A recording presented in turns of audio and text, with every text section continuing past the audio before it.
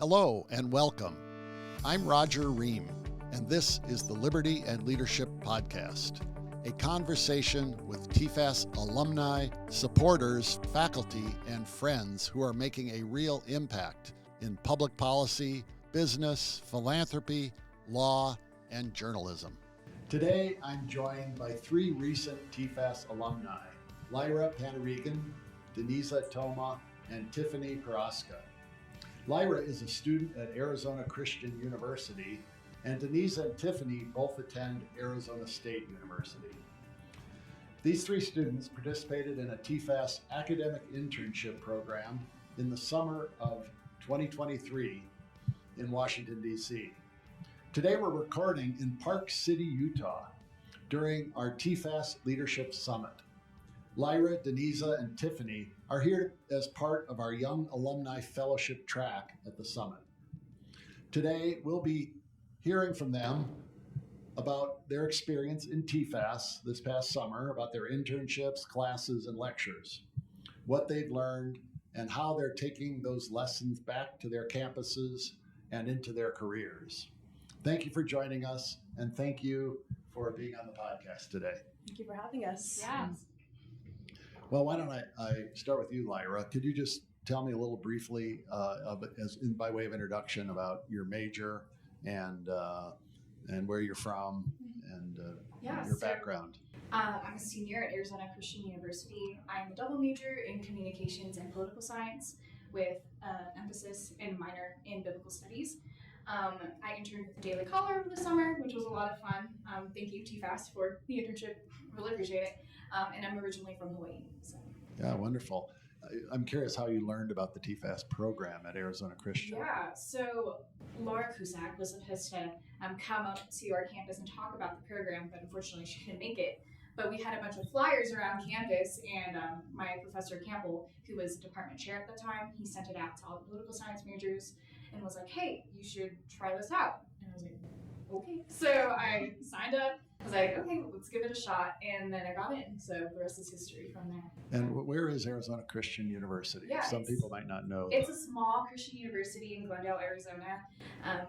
Really wonderful college. We focus a lot on biblical worldview and having a biblical curriculum. So yeah.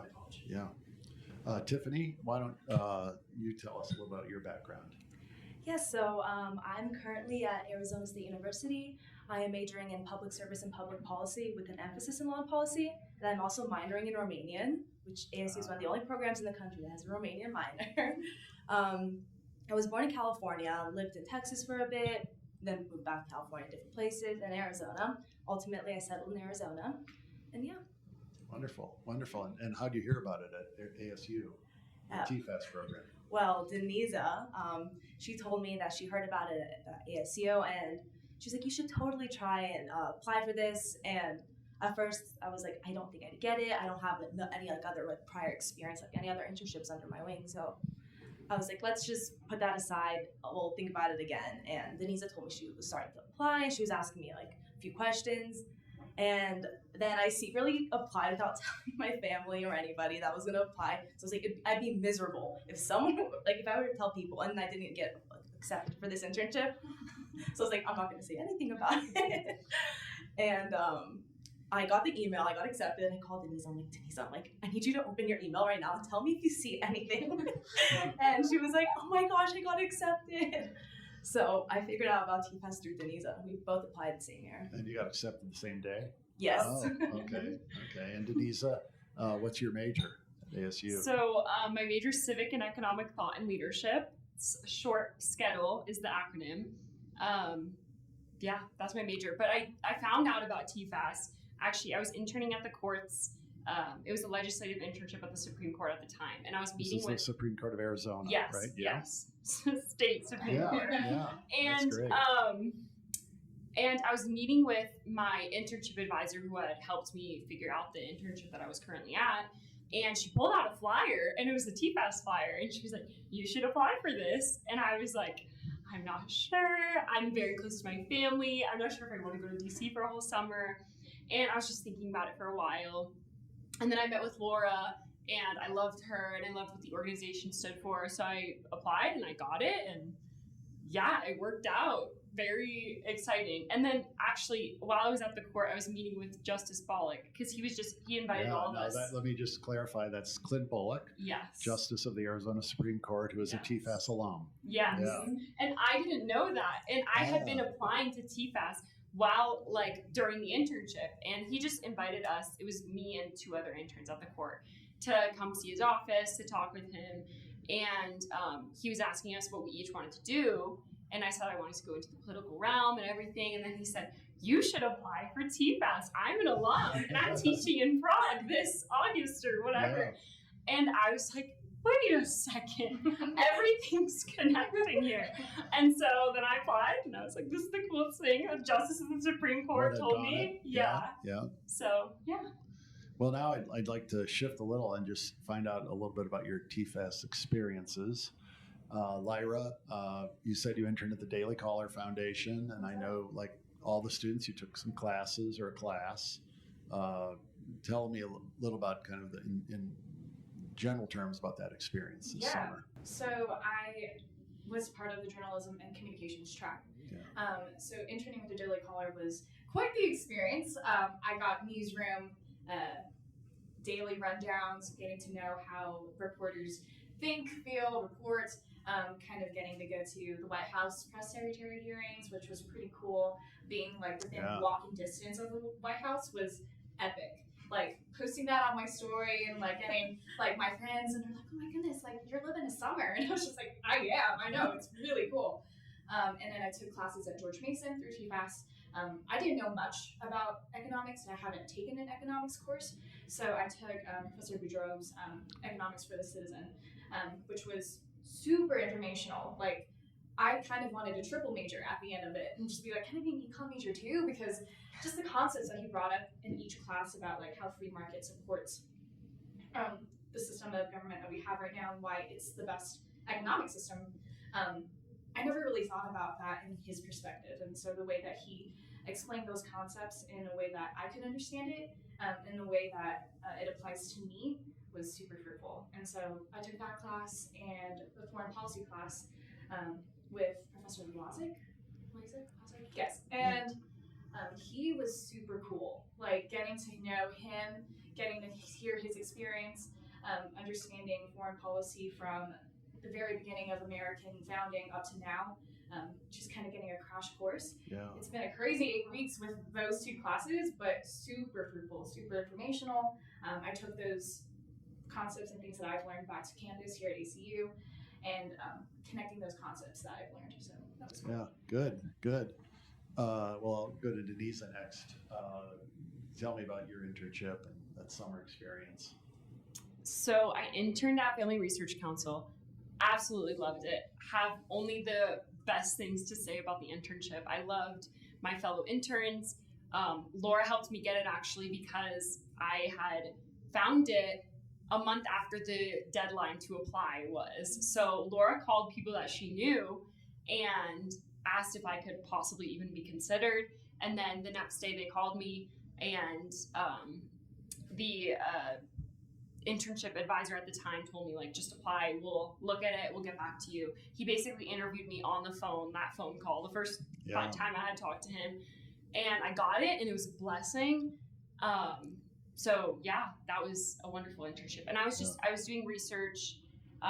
It was under the government affairs track, which was exactly what I wanted as well. It was in marriage, family, sexuality, very controversial, but I was just doing research. Yeah. And so you were in our business track, government affairs track, I was or which? Public policy. Public policy. Okay, but you were in the government affairs department at Family Research Council. Yes, and I loved it. Yeah, great, wonderful. And which courses did you take? So I took Economic Problems and Public Policies with Dr. Bradley, and then I also took American Political Thought with Dr. Boyd. Yeah. And I loved both of them as well. Building on what Lyrah said, the economics class actually made me want to major in economics as well, double major. But I decided not to because I'm supposed to graduate soon. But yeah, it just rekindled my love for economics and actually hearing the free market perspective, which I hadn't heard for so long. And it was just, I don't know, very comforting, and not comforting, but just it builds you up. Like you're just excited to learn. Yeah.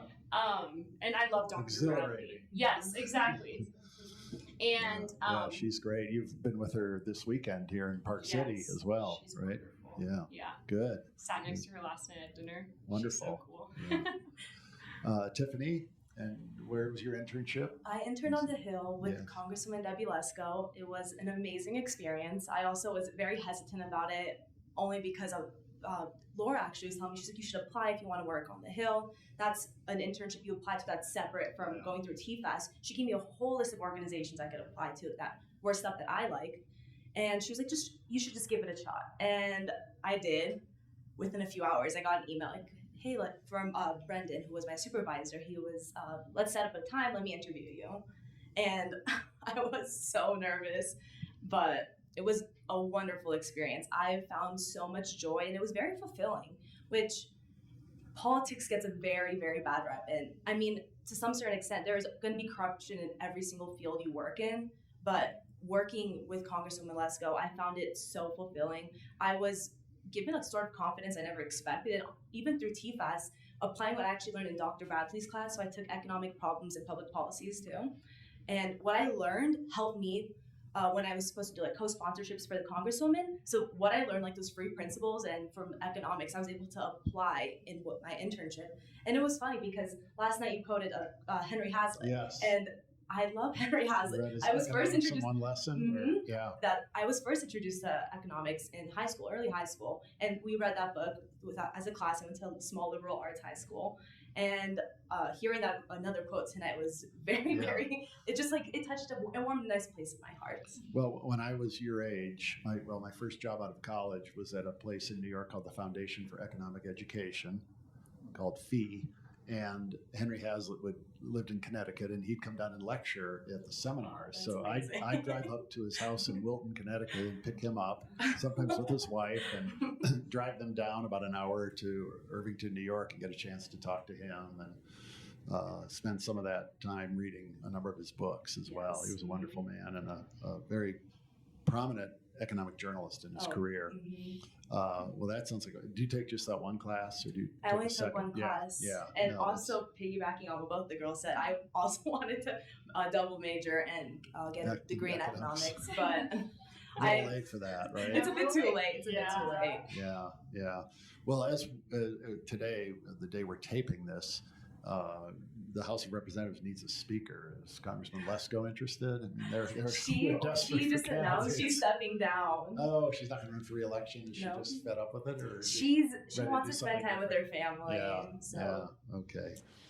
Can you each, maybe think of kind of one highlight of the summer that kind of you took with you? Maybe you've already touched on it. So Lyrah, it might have been going to the White House. I don't know, to cover something, but is there some experience there that kind of really stuck with you? And TFAS gave me a community, and I think that's something that definitely stands out for me this summer. So the three of us, we were all suitemates in Woodley Park, and so we developed a really good sisterhood. And these girls I've gotten to know over the summer, and we've kept in touch ever since then. We have a whole Instagram chat with little memes and little reels, things we wanted to do because we're all in Arizona, and so we want to meet up and hang out and stuff.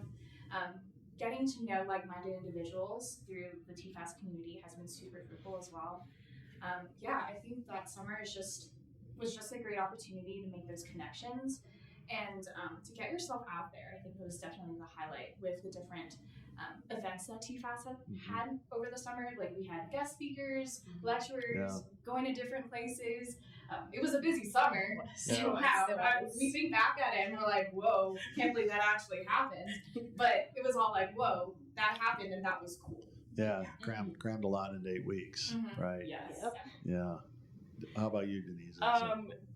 Honestly, community, huge, wonderful. Like we would just stay up talking about different things that we had learned that day, or different things that we were watching on the floor that was happening, political problems. But also, I just feel like the leadership of TFAS, like as in the alum or the leaders, like Laura, honestly, was wonderful and so helpful and such a good resource. But also just hearing from the alum, like the alum dinner was my favorite. networking was very Yeah. daunting to me initially, but I think that was my favorite dinner, to actually network with people and like to get to know what they actually were doing or where they had been, organizations that I love like AEI, and seeing the different connections there. And Yeah, that just So, to clarify exactly what that is. It's one of my favorite events during the summer. We call it our alumni roundtable, and we probably had about 50 alumni or more who volunteered to come. Maybe it's 70, and they have dinner with the students, and they then the students have a chance to move around the room and meet alumni based on what career they might be in or what their interests are. And alumni love doing it and connecting with students, and I think our students love it because they can make a connection and follow up with an alum. So that is a highlight event for us. How about you, Tiffany? I mean, I'm torn between two. One is community and two is confidence. So community was one of the biggest things. Like we girls, we got along so well. And even if we didn't agree on everything, we would spend hours, way too long, staying up every night we got home. And we would get home late, talking about theology, what was going on the floor, any stuff that we were learning and what we were learning in our classes and our lectures. And even outside of that, I've been contacted by TFAS multiple times. We have our alumni event in Phoenix, this opportunity. It's just, there's this idea of a continued education, which is so, so important. And it's very heartwarming to see that people still care, that there's still people like us, people who are younger, who are seen as a minority, and especially at universities, we are seen as a minority. To see that there's adults who care and want to help like fulfill our dreams is honestly one of the most inspiring things. And then the second one is confidence. I mean, it was just, it's like we have the right tools, we just don't know how to put it together. And then TFAS, especially Lyrah. So Lyrah was my program advisor. I don't know if we've mentioned her last name, but Lyrah Cusack. Lyrah Cusack, Works for yes. TFAS, yeah. And I love her. yes. And just all the TFAS in general, they gave us this confidence that we can do something. And even outside of that, after we're done with school, because we still have like a few years left, they were like, just contact us and we will help you find a job. We still want like this best for you, and we see that you guys are very like capable, and we very much appreciate that. So definitely confidence is one of the biggest things we probably did this summer. Good. Let me ask you also about any special events you did this summer that you remember being meaningful, because I know as at least the Liberty Learning Fellowship has some events attached to it. You mentioned the Board of Regents event. Lyrah, why don't you start? Definitely my favorite, probably Deniza's one as well, was the Victims of Communism Museum. Didn't even know that was a museum until they said it was a museum. I was like, okay, cool. Getting to go there, hearing the speaker, who was one of the directors, and he was kind of talking about the importance of bringing awareness to the Americans, atrocity that is communism, and hearing that statistic, over 100 million people died because of communism, and seeing that impact. And the different stories that were shown in the museum brought a tear to my eye. I wanted to just sit and cry because just why? I just have I'm speechless with the system and just kind of how we kind of let that happen. Well, the director of the museum, Elizabeth Spalding, is a TFAS alum, and I've had her on my podcast last year. And it's a wonderful museum. I've been there several times for events and exhibits, and we want to encourage all our students to visit there. How about for you, in addition to that museum? Yes, on top of that museum, I love that museum as well. My parents were both born in communist Romania, so it hits home. I'm so encouraged to know that it's there and that there's like efforts to educate people on that. As well, AEI, we had an AEI briefing, and I love the organization. I think they're so cool. They're just cool. And I'm now part of the AEI, well, soon to be, hopefully, part of the AEI Collegiate Network at ASU. Right. And I know that program. Yeah, so it was cool to be exposed to that. We had a briefing, and it was about opioids and different like drug problems in America, and it was very interesting. I knew nothing about it before that, but it was just very interesting. Came out with a plethora of drug information. Exactly. So just the different events that we were able to go to with the fellowship, the Liberty and Learning Fellowship. It was just so cool. Yeah. Tiffany? One of my favorites were the lecture series hosted on Capitol Hill with Senator Rand Paul. We met Senator Rand Paul, Tulsi Gabbard, was a few other people, but especially the one with Senator Rand Paul, where he talked about the case for limited government. That was probably one of the most prominent lecture series that stood out to me. He was very eloquent with his words and explained it to people, and you could definitely tell there was people in the crowd who very much disagreed with him. You could tell by the questions that they asked. And then after, I was curious because, like, when you leave, we have to go to the other, because we were on the Senate, we had to go to the House. So on the subway, people were talking about it, and I was sitting in a little group with people who disagreed with him. So we had a little bit of it was peaceful. It was civil discourse. it was civil discourse. Yes. And we also got to go to the District of Columbia Court of Appeals. Yeah. We got to meet a judge there. Judge Ginsburg. Yeah. Mm-hmm. Yeah. Very cool. So that was also another interesting part of TFAS. Yeah, So. Judge Douglas Ginsburg, he was nominated to the Supreme Court by President Reagan, but he didn't get confirmed. The Rand Paul lectures were excellent this summer. I remember Marty McClary, the doctor from Johns Hopkins, talking about COVID, and Matt Taibbi on the Twitter files. And so, we send flyers on that to every office on Capitol Hill, Yep. Republican, Democrat, and get, several hundred, 200-300 interns at those programs, and there can be some lively Q&A sessions afterwards too. So good. I'm glad you took advantage of that. And I was going to ask you kind of what things you may have carried back that have come up, say, in the classroom or on campus, that you drew from this experience at TFAS. Are there some things, either things from economic courses, concepts that you've used in classes, or is it more confidence as a leader on campus? Can you comment on things that maybe how it's changed you in terms of at campus life? Yeah. Go ahead, Tiffany. Of course. So this semester I'm taking What is Europe? It's SCEL 429, and we have to do, our class is only presentation based. So you present and you talk for 10 minutes, and that's your grade, and you do it 2 times. And almost all my classes are presentation based. But having the opportunity, which I never would have expected, we went to guest lectures every single week during our 8 weeks. Yeah. And I was able to pull so much information on like their formats and like the way they talk, the way they address people. And I was able to take that into my presentations that I've been doing, especially this semester. Yeah, good. Deniza? This is, I think, more specific, I guess, but in Professor Boyd's class, there was a concept called soft despotism. And I actually debated it with Professor Boyd in class. But I keep talking about it. I feel like people just hear me talk about it all the time now. But basically, a philosopher, Tocqueville, French philosopher, wrote Democracy in America, talks about this idea that, like, the more that the government steps in, the more that people just willfully abdicate their role as citizens and just allow the government to take that role. But the government doesn't do it very well. And so there's this problem where citizens just rely on the government for everything. And it just continues to grow as citizens just see that as the normal thing.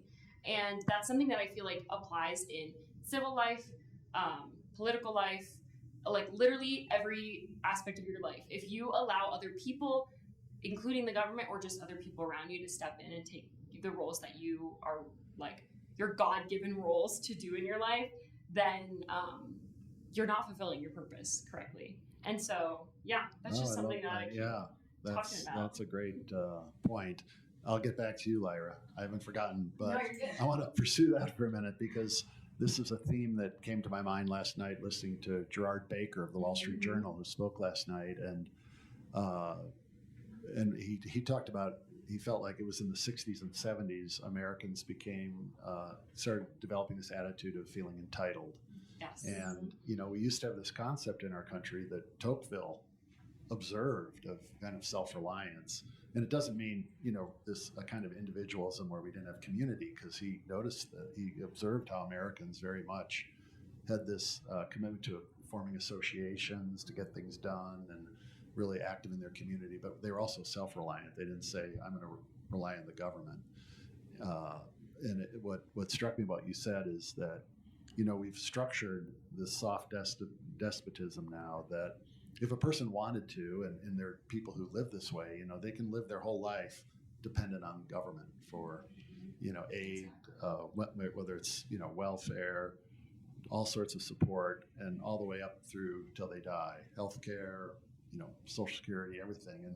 And I wonder if you get to the end of your life and you've lived your life that way, have you lived a life that's really been flourishing? And are we denying people in a way their human dignity if we give them the opportunity to live that way? And so I think that's great. You're pursuing these ideas now at ASU, at Skettle, and in your classes. Good. Lyrah. No, Yeah. and now I kind of want to add on to you. Well, go ahead. Well, Go yeah, ahead. Please do. well, the guest lecturer during TFAS, David Bonson, Yes. he talked about human flourishing and how that coincides with the free market. And so I just thought it was really interesting to compare the two. And like now that you're adding on to that, I was just like, whoa, like all these connections are just blowing my mind. But yeah, okay. So a highlight or something that I've taken from my TFAS experience would be the confidence factor on campus. So I run our school's paper, Stronghold Media, and something that I've always kind of been really self-conscious about was I was just very timid, not really a strong decision maker, wasn't really sure about where to go with things and how to do about things. And then TFAS, you guys had the mentor program over the summer, and my mentor, Victoria Churchill, shouts to you, thank you so much. She built my confidence up so much. She gave me a lot of opportunities.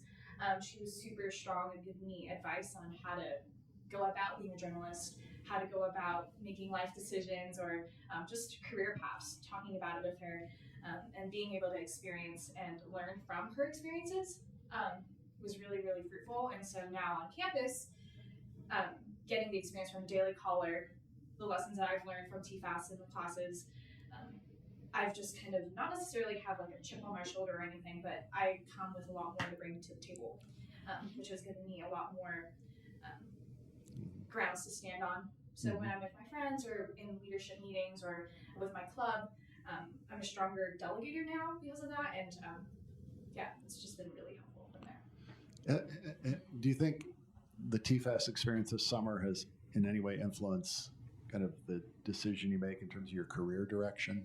I mean, you talked about how it could have influenced your majors and all, but in terms of what you're thinking about in your career? Yeah, actually. So I originally wanted to be a journalist. That was like my hardcore goal ever since middle school. It was just journalist, news anchor. Then I went to the Daily Caller, and I was like, okay, cool. I love journalism. I love the aspects of it, but I love research more. I loved being able to crunch the numbers for one of my articles that I wrote. I wrote an article on mass shooting and mass shooting data and mass shooting statistics, and I just loved being able to analyze those numbers. And so with that, I was like, okay, I love research, but what do I want to research? And so now I'm working with Dr. Barna of the Cultural Research Center at our university, and he's been teaching me how to do social research, basically. Like, okay, here are surveys, here's how to do data analysis, all that stuff, and I've loved every single minute of it. So that was kind of my switch with TFAS. But I'm still thankful for the opportunity to work with the Daily Caller, but it was also something that helped me realize where I wanted to be. Yeah, good. Deniza, is that? I wouldn't say that TFAS changed my career trajectory, but I would say that I'm still unsure on my career trajectory. Yeah. But I've always known, or at least for a little while now, known that I wanted to work somewhere in the political realm. And I think I'm noticing more that somewhat civil society is very much my focus, or growing that and growing the institutions that allow us to build up American values, like civic education and all of that. So I just continue to learn more about what I'm interested in, but also even just like today and recently, I've been thinking about possibly graduate school or I'm not sure, just speech writing. That's kind of a really cool opportunity or a focus of mine now. And I really like the lady from Free the Facts. I don't remember her name, but she was the... What's that? Laura Henderson. Okay, Henderson. Okay, that's her name. She spoke this summer? Yes, and she was a speechwriter for all of these candidates, and out of everyone who spoke to us, I was the most attracted to how she portrayed her job, her career, the different things that she did. And so yeah, I'm still unsure on what I want to do, but taking steps, I think, in the right direction. And I feel like TFAS is always like going to be like a wonderful program that I know I can always like ask questions or reach out to people, or I just have all these connections now, which is crazy. Yeah. But yeah. Tiffany? I mean, I've always been somewhere in law or somewhere in politics. And I mean, I think after this internship, I think I zeroed in more specifically on wanting to go somewhere into the political realm. And I was thinking research, which I would have never expected myself to do research. And just recently, I told my grandma about this internship. My grandma's Romanian, so I'm trying to explain to her like the way the education system works in the U.S. and not communist Romania. And it's just very hard to like push it like on her, I guess. And I told her, I was like, yeah, I was thinking somewhere in like political research, and she started laughing. She's like, I never would expect you to go anywhere near politics, because I used to want to be a doctor. But I think after this internship, I feel like I discovered somewhat of a talent I have and a drive for it. And I don't know, I obviously like these skills need to be refined. I'm still young, but I think I have the right tools and the right people around me that push me in a good direction. When did your grandmother leave Romania? She was 53 when she left. And was that after the end of communism or during? So she saw the fall of communism, and lived through communism, and when they were trying to institute democracy. So it was a very rough decade for her. Yeah. Decades, honestly. Yeah. Wow. I was going to ask about, you've all mentioned, how the TFAS experience sparked an interest in economics. I'm curious about on your campuses, kind of what are attitudes of students? Are they mostly uninterested about kind of the free market system, or I'll say capitalism? Do they look at it favorably or unfavorably? Have you, Well, what's the kind of general thought? I feel like You're an Arizona Christian. Yeah, I'm an Arizona different. Christian. Yeah. I'm a conservative Christian college. Yeah. I would say that because my school is conservative Christian, we don't necessarily have hardcore debates on free market versus the deity of Jesus, And so we do have a Turning Point USA chapter, and we actually just talked about socialism on Thursday. We were kind of talking about this is what it is, here's why it's bad, and everything like that. And kind of the consensus that I got from students, because such a small number of students actually came to that meeting, was because we already know that's a good thing. We don't need to learn more about it. But I think that shouldn't be means to just stop just because we know, okay, free market is good, but understanding why it is. Yeah. So I think that's kind of my attitude towards it, and I feel the campus would reflect that same thing as well. I think we should further education as to why free market is essential and why it's still important in the system that we live in right now. So to build on and that. I know ASU is a large public university Yes. with quite a range of different people. And when I last visited ASU, there was in the kind of open area of the campus, there was one table set up, and it was like the Young Socialist Alliance that was passing out, or it was a Bernie Sanders thing or something. That's ASU. I almost stopped by to talk to him, but I said, I'll keep going. Yes. What do you find at ASU? Are most students don't really engage on those issues, or do they? I mean, do you think they're? So it depends where you are. It's a Yeah. massive university, Yeah. but my major is very political, or focused on political issues. And I'm in a class actually called Debating Capitalism. So that's been an interesting class so far. And you got a range of views? Yes. Yeah.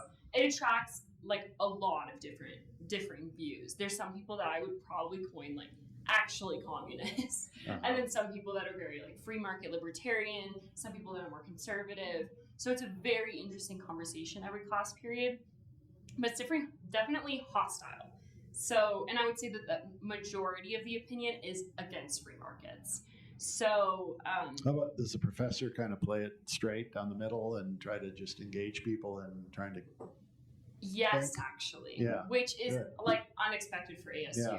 Uh-huh. But he does a good job, but he allows us to debate whatever we really want to. So it's just every class, it's basically debating just modern day capitalism, even though we do have reading for every class. But so yeah, it's interesting. But to build on what Lyrah was saying, I think it is important for people that are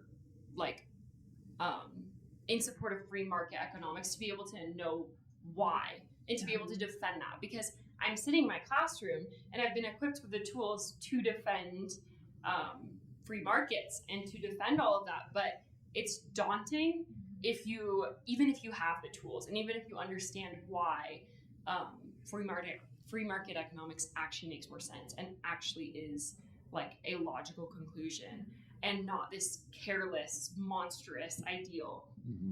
And so even for me, it's hard to debate people, but I have been able to grow in my confidence in that, because I think a lot because of Dr. Bradley and TFAS and hearing all of these insanely intelligent people talk about free market economics that I really respect. So, yeah.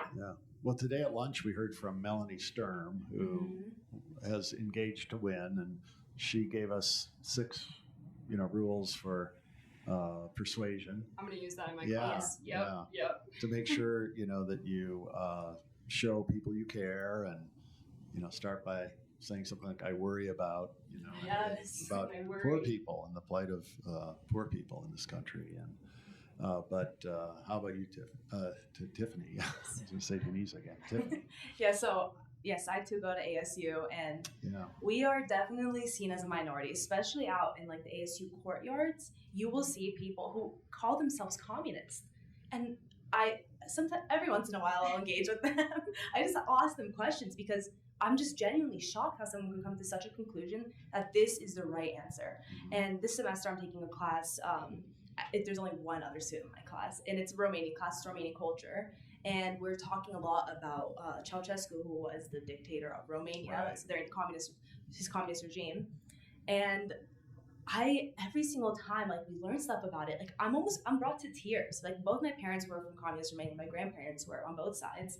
And when I go on like to the ASU campus and see that these people like have such firm beliefs that this is the right answer, and even today during our talks, people say that communism sounds like or it's like any socialist type of government, that this sounds practically like it would be the right answer for people. Like, you're saying all the right things people want to hear, but practically it just doesn't work. There's no way it could work.